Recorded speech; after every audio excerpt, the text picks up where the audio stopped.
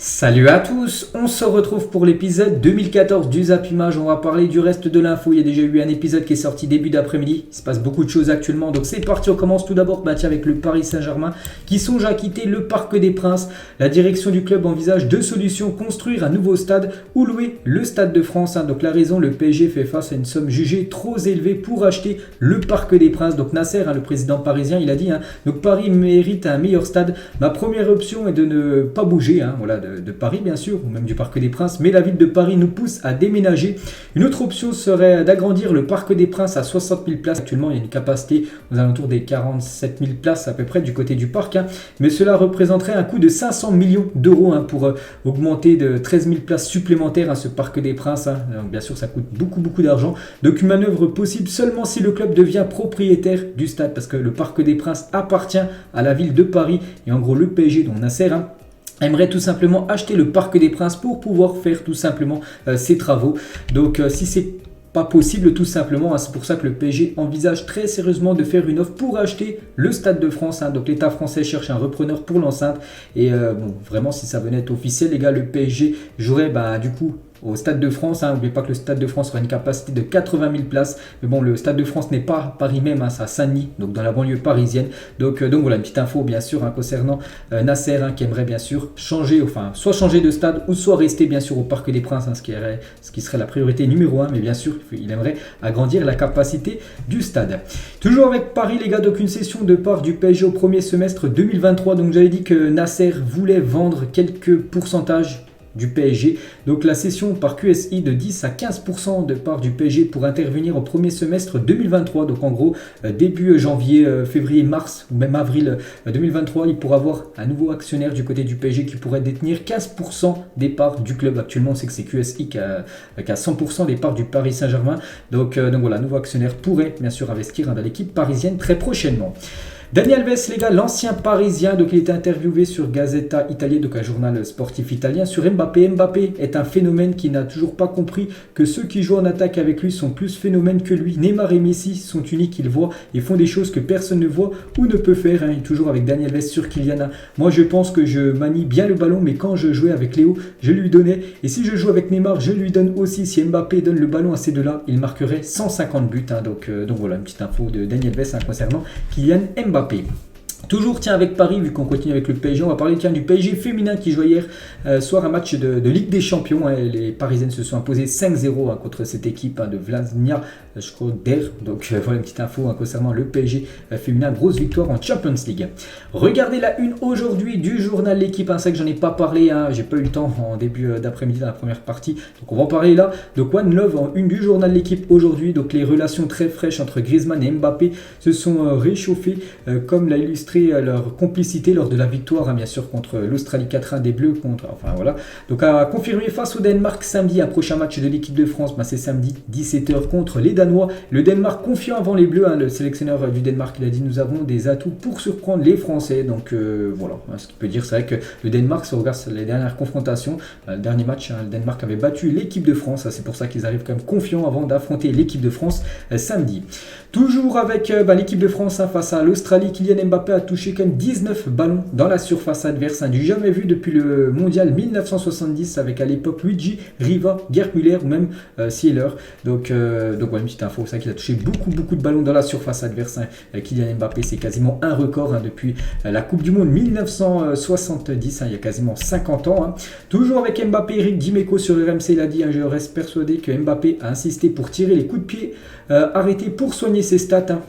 Voilà, peut-être les corners, parce que voilà, si tu fais un corner, puis il y a un but de la tête, ta stat en passe D s'améliore. C'est pour ça que souvent il tire les corners, Kylian Mbappé, pour améliorer tout simplement ses stats. Voilà ce que pense Eric Dimeco. Et n'oubliez pas qu'Mbappé actuellement c'est le 10e meilleur buteur de l'histoire de l'équipe de France à 23 ans, c'est exceptionnel. 29 buts pour Mbappé. On peut voir que Papin 30 buts, Fontaine également 30 buts, ou même Zidane 31 buts. Voilà, Mbappé, s'il marque par exemple, on va dire encore 3 buts dans cette Coupe du Monde, il pourrait être à la 7e position des meilleurs buteurs de l'histoire des Bleus. Donc voilà, c'est quand même un sacré joueur, bien sûr Kylian, et le premier bien sûr Giroud, 51 buts, ex-aequo avec Henry, ça on le sait depuis avant-hier. Et les 51 buts de Giroud en équipe de France, donc 14 de la tête, 6 du pied droit, droit et 31 du pied gauche, son pied favori. Et les relations entre Kylian Mbappé et Olivier Giroud sont stables dans le bonheur. Donc les deux joueurs effectuent souvent les exercices en duo ensemble à l'entraînement, s'échauffent, mangent ensemble et rigolent beaucoup ensemble. Vraiment, il y a une bonne complicité entre Mbappé et Giroud. Je me souviens à l'époque, il y avait un petit peu de l'eau dans le gaz, ça se passait pas super bien. Puis maintenant, on peut voir d'après l'équipe que ça se passe très très bien entre Mbappé et Giroud. C'est peut-être pour ça que ça se ressent tout simplement lors des dernières prestations des Bleus. Toujours avec l'équipe de France, donc attaquer à 4, un plan qui peut durer pour l'équipe de France. C'est vrai que la France a attaqué avec 4 joueurs quand même contre l'équipe de l'Australie. N'oubliez pas que c'est un 4-2-3-1, donc 3-1, donc ça fait 4 joueurs bien sûr. Donc voilà, c'est un plan, enfin un dispositif que Deschamps pourrait utiliser souvent pendant cette Coupe du Monde. Voilà, avoir 4 joueurs offensifs bien sûr, ça permet bien évidemment de mettre une grosse pression sur l'équipe adverse. Et l'idée de Deschamps, les gars, serait de conserver un système à 4 attaquants lors du prochain match face au Danemark. Kingsley Coman, qui serait plus à l'aise en phase défensive, pour être préféré à Ousmane Dembélé à droite. Donc voilà, Dembélé qui avait commencé titulaire, on sait, quasiment milieu ailier droit, donc pourrait être remplaçant lors du match contre le Danemark. C'est peut-être Kingsley Coman qui pourrait peut-être commencer titulaire à la place de Dembélé, parce que c'est vrai que, comment dire, Kingsley Coman est un peu plus défensif, on va dire, fait plus les efforts défensifs qu'Ousmane Dembélé, parce qu'en face, ce sera quand même le Danemark, ce sera un autre niveau que l'équipe de l'Australie. Et Dembélé, les gars, qui est en conférence de presse hier, et il y a un journaliste qui lui a dit tiens, l'Allemagne vient de perdre contre le Japon. Il est un petit peu choqué, ah oui, donc il est un petit peu surpris. Et quelques déclarations, tiens, d'Ousmane Dembélé. Donc d'abord sur Giroud, il a toujours été décisif, toujours apporté à l'équipe, revenir à la hauteur de Thierry Henry, c'est une grande fierté. Voilà ce qu'a pu dire Dembélé sur Giroud, toujours avec lui. Donc il a fait cette conférence de presse hier à la fin du match Allemagne-Japon, petite info. Bref, il a dit sur son rôle du côté des Bleus: le coach me demande beaucoup de liberté, me demande de tenter et d'apporter du danger, ce qui fait du côté du Barça, mettre la pagaille, on va dire, dans les défenses adverses. Toujours avec Dembélé sur une éventualité de suppléer Théo Hernandez en tant que défenseur gauche. Ça, il dit: on va prendre beaucoup de buts si je joue arrière gauche. Voilà, c'est pas une bonne option de le faire jouer défenseur gauche. Il sait pas défendre, il le dit. Voilà, il faudra mettre un autre joueur, bien sûr. Si Théo Hernandez se blesse, ça serait une catastrophe, bien sûr, pour les Bleus. Dembélé toujours, depuis 2018, il y a eu des années difficiles, il y a eu énormément de changements, 1 année et demie sans blessure, et aussi un peu d'âge et de maturité en dehors du terrain. C'est vrai qu'on se souvient, à son arrivée du côté du Barça, il était souvent blessé depuis, il se blesse plus trop, même quasiment 1 an et demi sans blessure pour Ousmane Dembélé. C'est pour ça qu'il est quasiment au prime de sa carrière, au meilleur niveau. On l'a pu voir lors des derniers matchs avec le Barça. C'est le grand Ousmane Dembélé. J'espère qu'on va pouvoir en profiter avec l'équipe de France. Sur l'ambiance au stade, il a dit non. J'ai entendu que les supporters nous encourageaient. C'est pas le Vélodrome ou le Signal Iduna Park, donc le stade de Dortmund, mais on a besoin de tous les Français. Il y avait 4000 supporters français d'après les estimations lors du match contre l'Australie. Donc il y avait un petit peu de bruit, bien sûr, de la part des supporters français. Et il parle de cette ville de Évreux, d'où il vient. Il y a énormément de joueurs qui sortent de cette ville. Être au mondial avec un ami d'enfance, c'est exceptionnel. Oui, j'ai joué contre Upamecano qui vient d'Évreux aussi en CM1 et CM2, et je l'ai toujours battu, sauf après qu'il ait signé au Bayern Munich. Voilà, ça a été plus compliqué. Par exemple, là, on sait qu'en Ligue des Champions, il y a eu un Bayern-Barça, et à chaque fois, bien sûr, le Barça a perdu contre le Bayern d'Upamecano. Et tiens, on va parler d'Ayat Upamecano, lui qui était également en conférence de presse hier. C'est mon jeu de casser les lignes, c'est sûr que c'est un risque et j'essaye d'en prendre le moins possible. Voilà, quand il est des fois tout derrière avec le ballon, puis il essaye tout simplement de faire des grandes avancées, on va dire, sur le terrain. En gros, casser des lignes. Toujours avec Upamecano, Giroud est un grand leader, il nous parle beaucoup, j'espère qu'il va nous mettre encore plein de buts lors de cette Coupe du Monde. Il parle aussi de Raphaël Varane, il me donne beaucoup de conseils, c'est un très grand défenseur, il s'entraîne bien, c'est un joueur important bien sûr de l'équipe de France qu'on pourrait peut-être revoir, bien sûr, Raphaël Varane, vu qu'il était sur le banc, pour pas prendre de risque avec sa blessure, enfin il revenait de blessure, mais peut-être on pourrait le voir contre le Danemark. Le défenseur de Manchester, Upamecano sur le geste de protestation des Allemands. Je ne vais pas rentrer sur ce terrain-là, il ne veut pas revenir sur voilà, quand les joueurs allemands ont mis la main bien sûr sur leur bouche avant le match contre le Japon. Et sur Mbappé, il a dit: vaut mieux être dans son équipe, mais je ne pense pas encore au match contre le Paris Saint-Germain, parce que voilà, vous savez, la reprise de la Ligue des Champions, les 8e, le Bayern de Upamecano contre Mbappé et le Paris Saint-Germain. Et toujours avec Upamecano sur une possible doublure de Théo Hernandez, il a dit: vaut mieux mettre Ousmane Dembélé ou Kingsley Coman. Il faut poser la question au coach. C'est que, comme j'ai dit, il ne faut absolument pas qu'il se blesse Théo Hernandez, sinon ça serait une catastrophe bien sûr pour l'équipe de France. Il n'y aurait plus d'arrière gauche. Ça qu'on pense que Ferland Mendy aurait été bien sûr dans ce groupe France. Il aurait pu apporter énormément. Et Théo Hernandez, les gars, n'ayant pas de doublure, ça peut être aussi peut-être la piste Eduardo Camavinga qui a occupé par exemple ce poste de latéral gauche hier face à un club local. Donc en gros, c'est les joueurs qui n'ont pas joué lors du match contre l'Australie. Ils ont joué un match amical.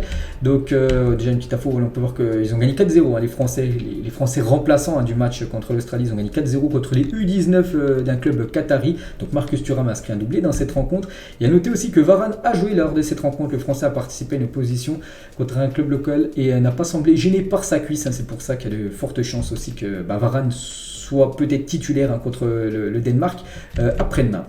Donc voilà, on va passer à là. Donc Théo Hernandez, les gars, en 8 sélections, Théo Hernandez s'est déjà montré ultra décisif avec les Bleus. 5 passes D et un but pour Théo Hernandez en seulement 8 matchs avec l'équipe de France.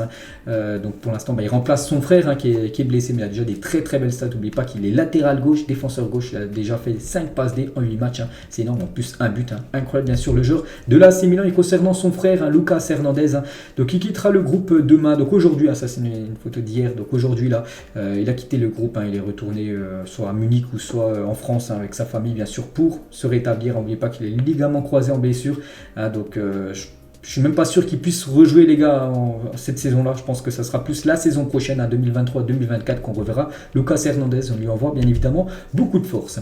Et les joueurs de l'équipe de France et la FFF vont faire un effort financier pour aider les membres du staff à faire venir leur famille au Qatar. Cela coûtera environ 2 000 € par personne de faire venir quelqu'un au Qatar. Donc voilà, les joueurs de l'équipe de France pourraient faire un effort financier, peut-être toucher un peu moins de primes en gros, ou peut-être à moins, le salaire pourrait être réduit pour que le staff, leur famille de staff bien sûr puissent venir au Qatar, tout simplement. Et Deschamps, les gars, par rapport aux notes qu'ont obtenues les joueurs de l'équipe de France lors du match contre l'Australie, donc d'après la Gazzetta italienne, il a obtenu la note 7,5 sur 10. Ne pas faire jouer Théo Hernandez, c'est un crime contre le spectacle. C'est que Théo Hernandez a joué, mais il a commencé remplaçant. Vu que son frère Lucas Hernandez s'est blessé, c'est pour ça qu'il est rentré en cours de jeu. Lucas Hernandez n'aurait pas eu de blessure, peut-être qu'il ne serait pas rentré en cours de jeu, bien sûr Théo. Et d'après la Gazzetta, c'est tout simplement un crime de ne pas mettre Théo Hernandez, surtout. Ce qui montre du côté d'Italie, du côté de l'AC Milan. Giroud, les gars, dans ce journal Gazzetta Italia, une note de 8 sur 10. Il joue à demi-mètre au-dessus de l'herbe. Il marque 2 fois et retourne presque Doha sur une bicyclette juste à côté. Il a rattrapé Henry à 51 buts. Et il parle aussi d'Adrien Rabiot. Donc, Adrien Rabiot, joueur de la Juventus. Ils ont dit 8 sur 10, lui également. Le joueur que le football a attendu des années et qui est présent à l'improviste avec consistance. Et qui peut le contester maintenant, bien sûr. Voilà. Parce que là, maintenant, concernant le prochain match, on reveut bien sûr Adrien Rabiot titulaire contre le Danemark. On continue les gars, cette fois-ci avec les infos transferts, mais pas que le mercato, ça ouvre le 1er janvier dans un mois et quelqu'un. Donc déjà courtisé pour l'été prochain, Randal Kolo Muani ne partira pas en dessous des 60 millions d'euros à Francfort. On espère même entre 80 et 100 millions d'euros pour lâcher le joueur qui joue avec l'équipe de France actuellement. Il est appelé, bon, il n'a pas joué encore, mais voilà, il est dans le groupe France et bien sûr s'il quitte l'équipe de Francfort, ça sera pour bien sûr une grosse somme. Donc une petite info concernant Kolo Muani. Concernant le Barça les gars, a quasiment bouclé la venue de Ruben Neves, le joueur de Wolverhampton, le joueur portugais. Il devrait signer là, mais arriver du côté du FC Barcelone l'hiver prochain, dans quelques semaines. L'AC Milan, on peut voir un article du journal La Gazzetta italienne. Donc l'AC Milan devrait faire une offre de 8 millions d'euros cet hiver pour s'attacher les services d'Oussem Aouar en fin de contrat en juin prochain. Le club milanais espère dépasser ses concurrents sur le dossier avec cette offre. C'est vrai qu'il est en fin de contrat en juin 2023, là, en fin de saison. Et du coup, Lyon va devoir le vendre parce que s'ils ne le vendent pas et qu'ils trahissent le club libre, c'est pour ça que Milan pourrait peut-être donner quand même 8 millions d'euros à Lyon. Donc ce serait quand même une somme récupérée bien sûr par Lyon. N'oubliez pas que je me souviens de la Juventus, il y a 3-4 ans, voulait poser 70 millions d'euros pour Oussem Aouar. Là, il devrait partir pour seulement 8 millions. Des nouvelles de Gerson les gars, donc alors qu'il devait signer à Flamengo, donc Gerson devrait finalement revenir à Marseille le 30 novembre prochain, là dans 6 jours, et pour la reprise de l'entraînement, gros retournement de situation, on appelle ça tout simplement un coup de théâtre, voilà, il était à 2 doigts, il voulait plus revenir à Marseille, il était à 2 doigts de signer du côté de Flamengo, et du coup il devrait revenir du côté de Marseille, le joueur Gerson peut-être tout simplement avec l'absence d'Amin Harit, Marseille doit bien sûr conserver Gerson. Tiens, un ancien Marseillais, Saliba, qui est sur le point de prolonger son contrat avec Arsenal. Donc félicitations bien sûr à Saliba, simplement mérité. Concernant Truffert, donc il intéresse fortement l'Inter Milan pour remplacer Gossens. Rennes en demande minimum 15 millions d'euros pour lâcher son latéral, Adrien Truffert, qui pourrait peut-être découvrir la Serie A du côté de l'Inter. Ce serait énorme pour lui. Et Konrad Lemmer, les gars, aurait refusé l'offre de prolongation de Leipzig ainsi qu'une offre de Chelsea. Il voudrait rejoindre le Bayern Munich à la fin de son contrat en juin prochain. Donc incroyable.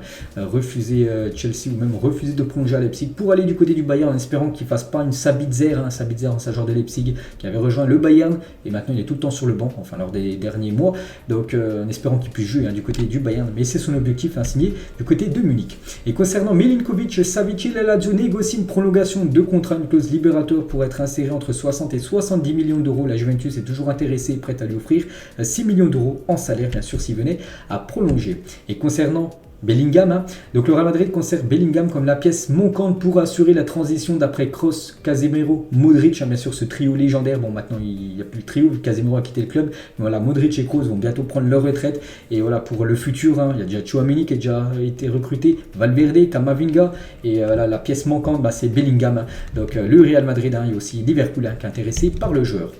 On va parler de l'international norvégien Ola Solbakken, donc un joueur de Bodø/Glimt, signalé à AS Roma. Il s'agit d'un transfert gratuit d'après Fabrizio Romano. Donc une petite info transfert, les gars, il arrive, vu qu'il était sans contrat, donc il arrive gratuitement du côté de l'AS Roma. Concernant ce joueur violemment critiqué par Mourinho, qui l'a qualifié de traite, Rick Karsdorp vivrait très mal cette situation. Le joueur est retourné aux Pays-Bas avec sa famille et n'est pas revenu à l'entraînement. Du côté de l'AS Roma, il dispose d'un certificat médical qu'il a transmis à l'AS Roma, qu'il est touché mentalement, tout simplement par rapport à ce qu'avait dit Mourinho. Je vous l'avais dit il y a quelques semaines que Mourinho voulait plus de ce joueur dans son club, et du coup il vit très mal cette situation. Il est retourné aux Pays-Bas, bien sûr, se ressourcer avec sa famille.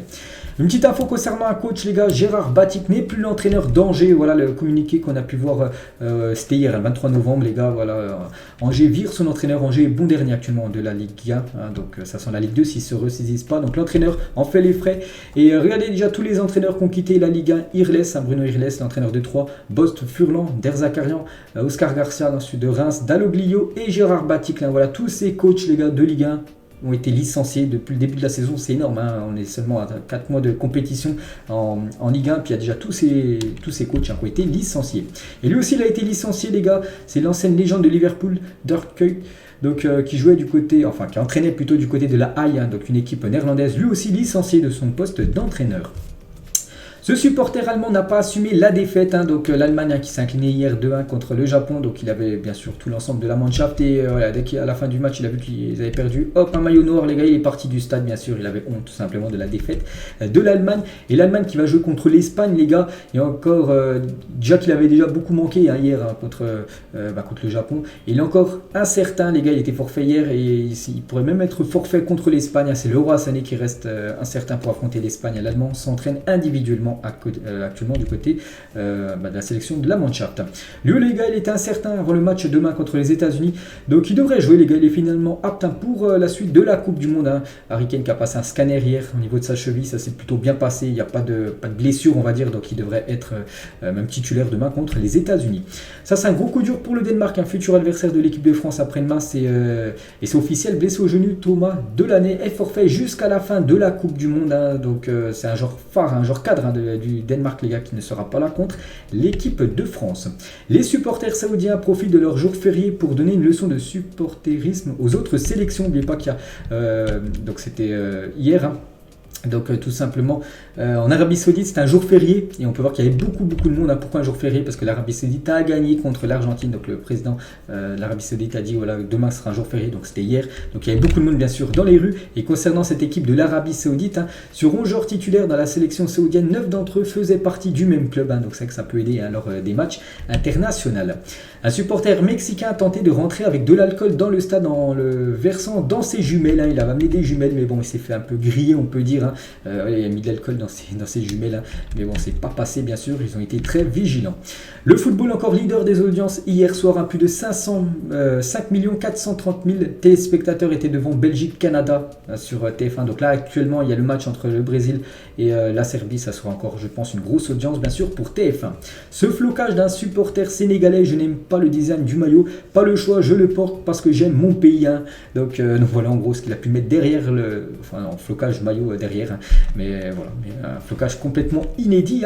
Le temps additionnel à rallonge pourrait arriver en janvier en Serie A. Donc l'IFAB souhaiterait introduire assez rapidement le temps effectif pour tout le monde une fois passé le mondial, les gars. On sait que là maintenant il y a beaucoup de minutes de temps additionnel lors de cette Coupe du Monde, et ça pourrait peut-être voir le jour partout, comme avant avec les 5 changements. Vous savez, il y a les 3, c'est passé à 5, donc maintenant c'est partout. Donc ça pourrait être la même chose, les gars, avec des temps additionnels très longs maintenant. Donc voilà, petite info de plus. Toujours avec la Coupe du Monde à Paris, les gars, des militants anti-Coupe du Monde utilisent une télécommande pirate pour éteindre les télévisions qui diffusent les matchs. On se sent hyper fort, confie l'un des activistes. Donc en gros, ils passent devant les bars qui sont bondés, bien sûr, à Paris. Et vu qu'ils ont une télécommande en gros universelle, et ils peuvent éteindre toutes les télés. Et du coup, ils éteignent les télés, voilà, alors que les gens regardent les matchs. Donc voilà, c'est n'importe quoi, bien sûr, ça. Mais bon, c'est comme ça. Un journaliste a posé une question à Luka Modric. Ronaldo a dit qu'il prendrait sa retraite s'il gagnait la Coupe du Monde, et vous? Donc Modric, il a dit: je ne sais pas si je prendrai ma retraite tout de suite, mais si c'est ce qu'il faut pour que nous gagnions la Coupe du Monde, je signe tout de suite, bien sûr.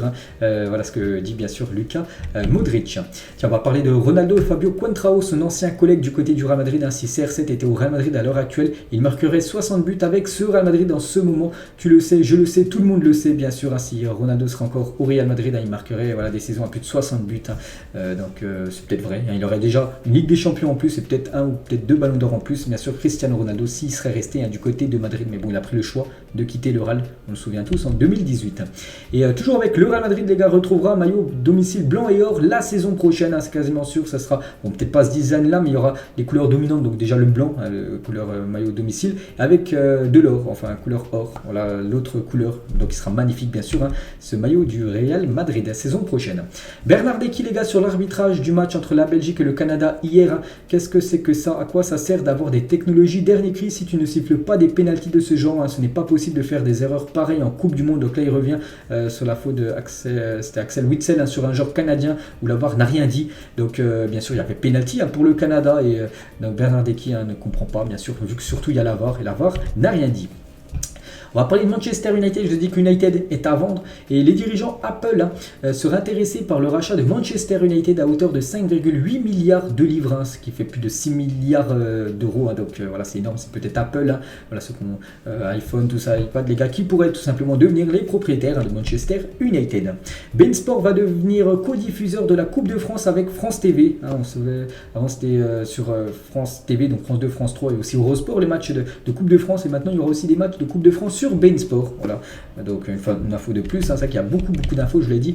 Et les deux dernières infos, les gars, tout d'abord, le 11 des meilleurs joueurs à la Coupe du Monde selon Lothar Matthäus. Voilà, tous les meilleurs joueurs d'après l'ancienne légende allemande. On peut avoir du Mbappé, Messi, Vinicius Junior ou même Lewandowski. Bon, on a mis Cristian Romero en défense. Moi, je suis pas très sûr, parce qu'il a été pas du tout bon contre l'Arabie Saoudite. On finit aujourd'hui, les gars, dernière info, toujours avec une équipe. Donc le 11 des joueurs qui seront sans club l'été prochain. Les joueurs en gros en fin de contrat, en juin, là, en fin de saison. Donc il y a comme du Youssoufa Moukoko, il y a du N'Golo Kanté, Jorginho, Ndika, Skriniar, ou même Firmino, ou même Marcus Rashford. Tous ces joueurs sont actuellement en fin de contrat, en fin de saison, ne veulent toujours pas prolonger avec leur club. Peut-être leur club ne veulent pas les prolonger, comme Kanté, Chelsea ne veut pas le prolonger. Donc voilà, pour avoir des mouvements de transfert, bien sûr, concernant tous ces joueurs. Donc voilà, les gars, vous avez vu encore tout ce qu'il y avait à dire aujourd'hui. Il y a énormément de choses qui se passent, Coupe du Monde, plus toutes les infos avec les clubs, les transferts. Donc j'espère que ça vous plaît, les gars. C'est deux versions de Zappimage pour l'instant, bien sûr je ne ferai pas ça tous les jours, donc voilà. Donc nous on se retrouve demain, les gars. On parlera bien sûr des résultats de la Coupe du Monde, tout ce qui s'est passé aujourd'hui dans l'édition demain qui sortira aux alentours des 12h30 comme d'habitude. À demain.